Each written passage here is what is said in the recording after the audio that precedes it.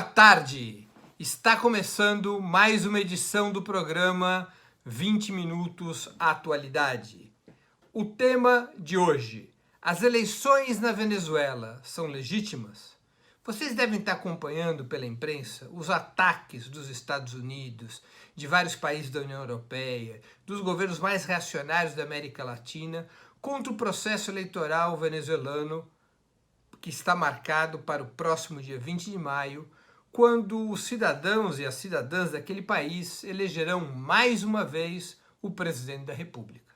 Apesar do processo eleitoral ser marcado por absoluta liberdade partidária, de expressão, de imprensa, há candidatos de oposição, há candidato, claro, o candidato do presidente Nicolás Maduro é candidato à reeleição, apesar de todo o processo eleitoral ter absoluta garantia de pluralidade política, de diversidade, há um ataque desenfreado desde fora, desde os Estados Unidos, desde países da União Europeia, desde os governos reacionários da América Latina, contra as eleições do próximo 20 de maio na Venezuela. Evidente que são necessárias informações e argumentos para que nós possamos acompanhar esse processo com toda a atenção. Antes de mais nada, vamos recordar que desde 1998, quando o presidente Hugo Chávez Frías foi eleito presidente pela primeira vez, há quase 20 anos, foi no dia 2 de dezembro de 1998 que o Chávez ganhou as primeiras eleições presidenciais na Venezuela. Desde então, nesses 20 anos, os venezuelanos foram às urnas 20 vezes em consultas gerais. Ou eleição presidencial, ou eleição para governador, ou eleição para o Parlamento Nacional, ou eleições municipais, ou referendos, inclusive referendos de revogação do mandato presidencial, como foi o caso em 2004. 20 processos de consulta nacional. Nenhum outro país do mundo viveu experiência semelhante nesse período. Nenhum outro país. Para além disso, eu vou entregar um outro elemento importante. Esses processos eleitorais da Venezuela sempre foram acompanhados por organizações internacionais, por missões dos mais distintos organismos, incluindo as Nações Unidas e outras instituições reconhecidas, e sempre a avaliação dessas organizações ao longo desses 20 anos foi de que o processo eleitoral na Venezuela era limpo, sólido, transparente. Vou dar um exemplo. O Centro Carter é dirigido pelo ex-presidente norte-americano Jimmy Carter, que não é nenhum revolucionário bolivariano. Pois bem, Jimmy Carter acompanhou várias eleições da Venezuela e ele declarou certa vez que ele jamais tinha visto em toda a sua vida, e o Centro Carter é especialista em observação de eleições em diversos países, ele nunca havia visto um processo tão transparente, tão organizado e tão democrático de votação como na Venezuela. Ou seja, quando os Estados Unidos, os países mais conservadores, os governos mais conservadores da Europa, os governos mais reacionários da América Latina apontam o dedo para a Venezuela, dizem que as eleições são uma fraude, dizem que as eleições estão sendo manipuladas, nós temos que ficar, todos nós, com uma pulga atrás da orelha. Que diabos é isso? Um país que vai tanto às urnas, onde organizações internacionais sempre atestaram a lisura dos pleitos. Por que esses países agora, os governos desses países agora acusam Maduro de estar manipulando o processo ou das eleições serem fraudes? Vamos nos recordar também, outra informação importante, que o governo norte-americano, que governos da União Europeia, que governos da América Latina tiveram por trás do golpe de Estado de 2002, que derrubou por 2 dias o presidente Hugo Chávez do governo. Depois de 2 dias, em abril de 2002, ele retornou nos braços do povo, dos setores democráticos das Forças Armadas, ele retornou ao Palácio Miraflores e voltou a governar o país. Mas esses mesmos governos, essas mesmas forças políticas que agora acusam o presidente Nicolás Maduro de estar fraudando as eleições e está manipulando as eleições, essas mesmas forças apoiaram um golpe de Estado. Não contentes em apoiar o golpe de Estado de 2002, apoiaram um novo golpe de Estado em 2003, o chamado Paro Petroleiro, quando praticamente o empresariado, o grande empresariado venezuelano decretou um lockout, paralisou a produção, paralisou inclusive a produção da PDVSA, da empresa de petróleo da Venezuela, porque eles controlavam a direção da empresa, tentando gerar um grande clima de sabotagem econômica que levasse à queda do governo Chávez um pouco mais de um ano depois do golpe de Estado de 2002. Portanto, quem acusa o presidente Maduro, dentro e fora da Venezuela, não tem nenhuma autoridade para fazê-lo, porque sempre estiveram envolvidos com golpes de Estado, com sabotagem, com violência, com terrorismo.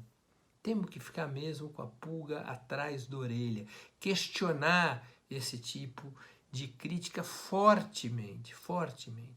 Internamente na Venezuela, as forças que acusam as eleições do 20 de maio de serem fraudulentas, manipuladas, inclusive boicotam as eleições, essas forças foram participantes ativas do golpe de Estado de 2002.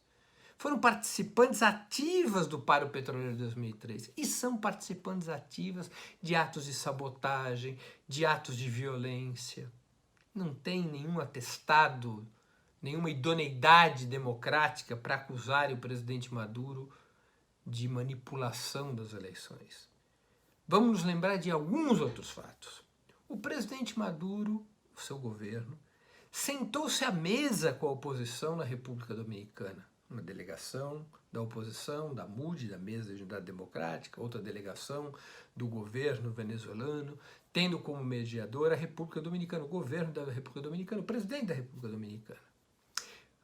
Negociações que foram facilitadas por observadores internacionais, por mediadores internacionais, como o ex-primeiro-ministro da Espanha, José Luis Zapatero, o ex-presidente do Panamá, sentaram-se ali para negociar uma saída democrática. Essa saída estava praticamente consolidada, já se havia chegado a um acordo. O acordo pressupunha a convocação de eleições presidenciais, pressupõe um conjunto de critérios aceitos pelo governo da Venezuela que garantissem à oposição a mais livre campanha possível, inclusive o retorno à organização dos distritos eleitorais, que era uma reivindicação da oposição. Foram dias e dias, diversas rodadas de negociação e tudo havia chegado a um entendimento. E de repente, do dia para a noite, literalmente da noite para o dia, a oposição venezuelana rompeu as negociações. Aparentemente recebeu um telefonema estranho ali do governo colombiano, outros dizem que foi uma pressão direta do governo norte-americano. As razões ainda não estão claras. A história rapidamente tratará de pôr isso a limpo.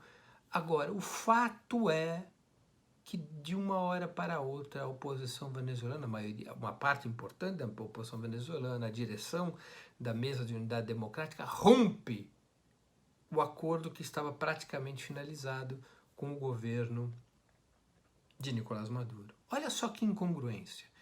As oposições venezuelanas boicotaram a eleição para a Assembleia Nacional Constituinte no ano passado.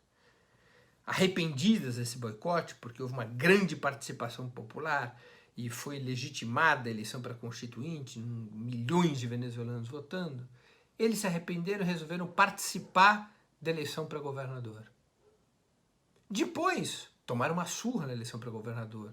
Imaginavam que iam dividir o país meio a meio, ou até que iam ter maioria em relação ao chavismo, mas tomaram uma surra na eleição para governador. E aí desistiram de participar da eleição municipal. E parte da oposição desistiu de participar da eleição municipal, participar debaixo dos panos, e agora desistem de participar da eleição presidencial. Ou seja, a eleição para governadores eles consideravam que era legítima. Perderam, passaram a considerar ilegítimas as eleições seguintes. Ou seja, é tudo uma manobra política, porque o que se trata para as forças conservadoras internas da Venezuela e para os governos imperialistas, como é o caso dos Estados Unidos e de diversos governos europeus, é derrubar, custe o que custe, o governo de Nicolás Maduro. Como não conseguem derrubar pelo voto, 20 processos eleitorais nos quais o governo, o chavismo teve apenas 2 derrotas, em um referendo e nas eleições parlamentares de 2015. Como não conseguem derrubar o chavismo pelo voto, querem derrubar na mão grande. Querem criar uma situação de caos econômico no país, querem criar pretextos para intervenção internacional. O pretexto da hora é o pretexto humanitário. E a gente sabe onde vai parar esse pretexto. A gente sabe, conhece como funciona o pretexto humanitário, as razões humanitárias como pretexto de ação imperialista. Isso é muito velho. A Inglaterra fazia isso quando reinava sobre o mundo imperial capitalista. Os Estados Unidos fazem isso a toda hora. Quando não são pretextos humanitários, são as chamadas, são bombas, armas de destruição em massa que nunca existem. Não foi esse o pretexto para invadir o Iraque. As razões humanitárias são motivos para a guerra, foram motivos para a guerra de destruição na Líbia, guerra de destruição na Síria. Não passa de conversa mole, porque os Estados Unidos, o governo dos Estados Unidos, os governos mais conservadores da Europa não aceitam a Revolução Bolivariana. Como não conseguem ganhar no voto, querem derrubar na mão grande. Isso todos nós, todos os cidadãos da América Latina, do Brasil, devem estar atentos a esse processo. As oposições romperam com o diálogo. A maioria da oposição rompeu com o diálogo. A maioria da oposição resolveu novamente ter o discurso da violência, ter o discurso da sabotagem, sair do veio institucional, sair do veio constitucional, sair das regras democráticas, sair das regras baseadas na consulta ao povo através do voto, por uma saída golpista, como aconteceu em outros países da América Latina. Não é isso que se passou no Brasil, não é isso que se passou um pouco lá atrás em Honduras e no Paraguai. Enfim, temos que estar atentos a como se movem esses golpistas. Vou dar outros exemplos importantes. Quando houve o golpe de Estado em 2002 na Venezuela, vários partidos de direita participaram dessa intentona. Vocês sabiam que nenhum deles foi punido? O governo Chávez manteve o registro eleitoral de todos esses partidos. Vocês imaginam se partidos de esquerda tentassem nos Estados Unidos uma intentona, um golpe como houve na Venezuela em 2002, ou tentasse na França, na Alemanha? Que fim teriam esses partidos? Eles poderiam continuar existindo? Eles poderiam continuar com a liberdade que continuaram a ter na Venezuela? E os meios de comunicação que participaram do golpe? Se fizessem a mesma coisa nos Estados Unidos ou na Europa, não teriam sido punidos, não teriam sido fechados, seus proprietários não teriam sido presos e processados por ruptura da ordem democrática? O governo venezuelano nada fez nesse sentido. Preservou os direitos legais dos partidos e meios de comunicação que participaram do golpe sem um só arranhão. Claro, houve uma outra empresa de comunicação que depois perdeu sua concessão, a televisão, a rádio e televisão, concessão pública lá, como aqui no Brasil, como em qualquer lugar do mundo. Mas perderam a concessão porque não pagavam impostos há muitos e muitos anos. Processos administrativos levaram à cassação de uma ou duas concessões de rádio e televisão, mas por conta do golpe, por razões políticas, nenhum partido, nenhum meio de comunicação foi punido. Nada aconteceu. Tiveram prisões na Venezuela no meio dessa crise, no meio desses conflitos? Claro. Foram presos, processados, lideranças que chamaram a violência, que pregaram a ação armada, que pregaram a derrubada do governo, que pregaram a ruptura da Constituição, mas lideranças assim não seriam presas em qualquer canto do mundo no qual houvesse em qualquer canto do mundo no qual houvesse uma pregação pela violência? Mesmo assim, essas lideranças estão em casa, receberam prisão domiciliar, receberam liberdade por razões humanitárias. O antigo prefeito de Caracas, um golpista de primeira hora, Antônio Ledesma, saiu por razões humanitárias e depois já tomou seu rumo e fugiu do país.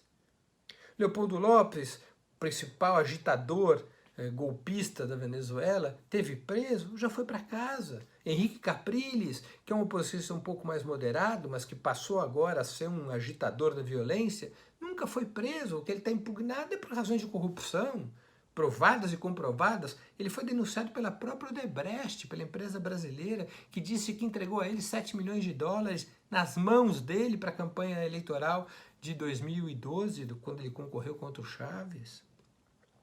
Está preso tá impugnado por corrupção, nem preso ele foi, está impugnado eleitoralmente por corrupção comprovada. Comprovada. Não é nem o caso Odebrecht só, ele responde a vários casos de corrupção e está proibido pelas leis venezuelanas de participar do processo eleitoral. Essa é a realidade dos fatos na Venezuela. Ali o que tem é uma parte importante da oposição, com apoio internacional, indo para o caminho da sabotagem do golpe. O governo venezuelano manteve-se o tempo todo dentro da legalidade, mesmo quando a oposição recorreu à violência. Desde 2002 é assim, desde o golpe de 2002 é assim, desde o paro petroleiro de 2003 é assim. O governo venezuelano se mantém estritamente dentro da Constituição e a cada crise chama o voto popular. Havia uma crise duríssima no ano passado. Qual foi o recurso, qual foi a ação do governo venezuelano? O governo venezuelano fechou a Assembleia Nacional, o governo venezuelano botou tropas na rua, o governo venezuelano decretou estado de sítio, o governo venezuelano fechou jornais, fechou partidos. Não, o governo venezuelano convocou uma Assembleia Constituinte para resolver a crise entre poderes. A oposição não quis participar, depois se arrependeu. O governo venezuelano, em seguida as eleições da Assembleia Constituinte, chamou eleição para governadores e depois chamou eleições municipais e agora está chamando eleição presidencial. Chamando para o voto. Parte da oposição boicota porque sabe que vai perder. Outra parte da oposição se mantém dentro da regra democrática. Tem um candidato de oposição importantíssimo na Venezuela. Henri Falcón foi um governador de estado, participou da mesa de unidade democrática, foi um dos dirigentes da oposição, um oposicionista duro aos governos chavistas já há bastante tempo. Teve um período em que ele apoiou Hugo Chávez, depois rompeu.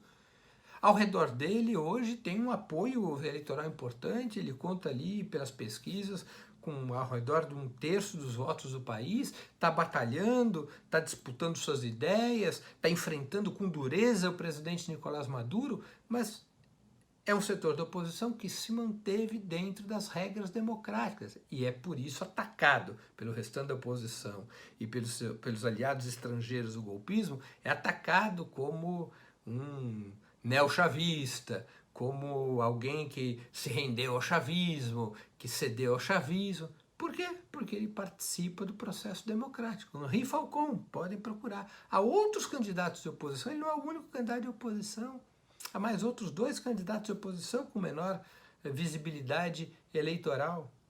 Portanto, o que nós vamos assistir no dia 20 de maio, digo isso com muita tranquilidade a todos os que me escutam, é mais uma vez a Revolução Bolivariana recorrendo ao voto para decidir os destinos do país, não às armas, não ao golpe, não ao exército, não à sabotagem, ao voto, chamando o povo para votar, chamando os venezuelanos e as venezuelanas para votar e decidir o destino do país, se querem a continuidade do presidente Nicolás Maduro ou se querem que outro assuma a direção do país, a direção do Estado, a direção da sociedade. Novamente a Revolução Bolivariana convoca as urnas para decidir o destino do país, convoca a participação popular. E o que está fazendo a oposição e seus aliados internacionais? Chamando para o golpe, sabotando, adotando medidas de bloqueio contra a Venezuela para criar o caos econômico, para criar a crise de abastecimento.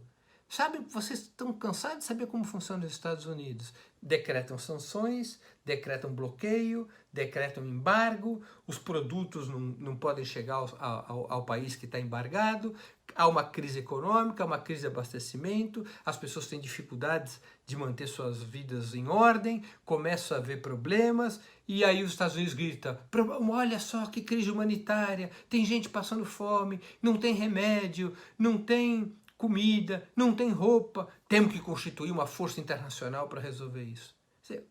O próprio imperialismo cria o problema para depois gritar que pelo direito de resolvê-lo a seu modo, de acordo com seus interesses. Não se pode aceitar isso na ordem internacional. Não se pode aceitar o comportamento pusilânime dos governos latino-americanos de natureza conservadora ou golpista, como é o caso do governo brasileiro, que é partícipe da conspiração antidemocrática e do bloqueio e da sabotagem contra a Venezuela. A Venezuela tem dificuldades. A Venezuela enfrenta uma crise econômica, a Venezuela enfrenta uma situação de conflito político que é longa, mas os governos chavistas e o presidente Nicolás Maduro jamais se afastaram do livrinho, da Constituição, da saída democrática. As eleições do dia 20 de maio são mais um capítulo que permite claramente diferenciar quem está com a democracia, quem está com o voto popular e quem está com o golpe, com a sabotagem, com as intentonas, com a violência. Tenham claro isso ao lerem os jornais, ao verem as televisões, ao acompanhar o processo venezuelano pela internet. Há uma articulação das forças conservadoras para derrubar o chavismo a qualquer custo. E o chavismo resiste pelo voto. Resiste pela unidade do país em defesa da sua independência, pelo funcionamento das instituições do Estado de Direito. O país enfrenta essa situação recorrendo sempre e sempre à participação popular. Pensem nessas questões, reflitam sobre essas questões. Esse é o rumo que a Venezuela escolheu, o rumo de uma revolução em democracia, um rumo de construção de uma sociedade nova, de uma sociedade com mais igualdade, com mais distribuição de renda, sem romper o regime de liberdades, apesar da violência constantemente praticada pelos inimigos da Revolução Bolivariana. Vou ficando por aqui, pessoal, agradeço muito a atenção, a audiência. Nós vamos nos encontrar na próxima terça no 20 Minutos de História. Antes de encerrar o programa, peço a vocês aqueles 2 favores clássicos. O primeiro, que se inscrevam no canal de Ópera Mundi no YouTube, onde poderão encontrar os programas da nossa TV, Ópera Mundi, e também poderão assistir a transmissão ao vivo de vários programas, entre eles os programas 20 Minutos. O segundo pedido é que vocês façam uma assinatura solidária de Ópera Mundi, www.operamundi.com.br/apoio. Dessas assinaturas solidárias é que tiramos os recursos para continuarmos na batalha das informações e das ideias contra a mídia monopolista.